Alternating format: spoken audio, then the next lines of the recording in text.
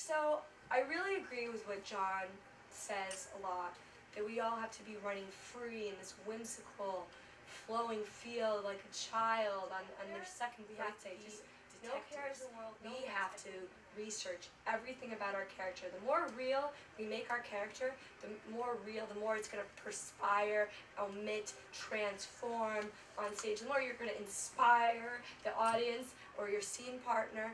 So you have to do the beat before. You have to do the beat afterwards. What happened the night before? Is your character hungover? Is your character age 1 until whatever your age is in this role that you're playing? And like I said before, your life has everything and nothing to do with who you are and who you are on stage.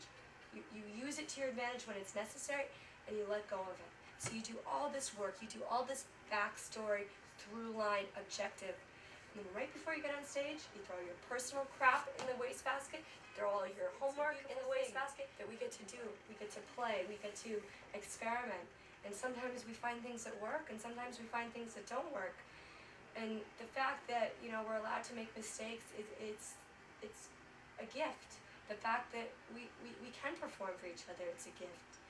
So you gotta feel it in here. I think if you don't feel it in your heart, and you just think that you want to be a star, or you think you want to be an actor to be a star, then you're not going to make it. You got to be hungry. You got to want it. You want to get up in the morning and look yourself in the face, and you don't have to slap ourselves in the face and be like Robert De Niro, taxi cab driver. But we gotta really want it and really feel it. And believe me, I have days where I don't want to get out of bed. But there are days where I don't even know if I have enough money. And, you know, I talked to a student earlier today. I asked her to go up, and she said that, you know, there's a lot of things going on in her life, and she doesn't feel that she could do it. I respect that. I've been there before, but I'll tell you. When I had gone up, I said to her earlier tonight, I couldn't pay my rent. Your life has everything and nothing to do with who you are as an actor.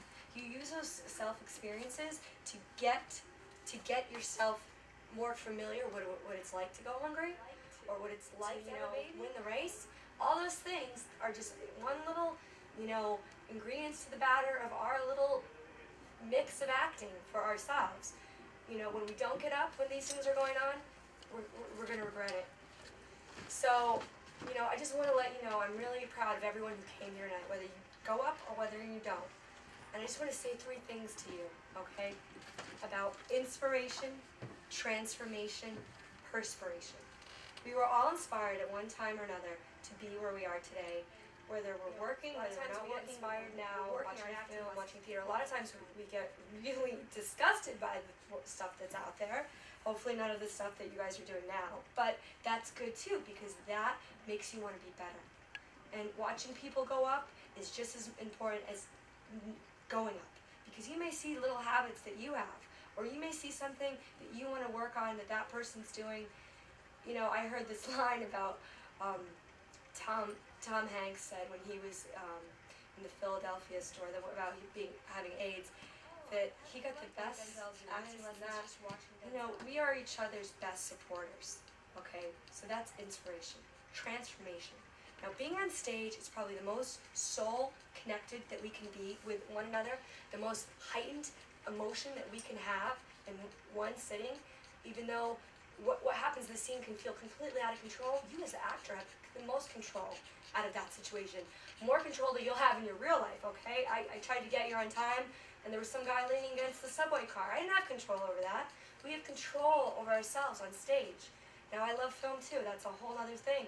But to be able to transcend and transform and make this person, it explodes out of your pores. Now, that's kind of where the perspiration comes into effect. We all need to perspire. We all need to omit energies, negative, bad. Now, whether we work out or not, that's your own business. I do believe having a good sweat at least twice a week helps you cleanse the body, cleanse the mind. But we have to get up here every time and sweat in some way, whether it's tears, whether it's laughter.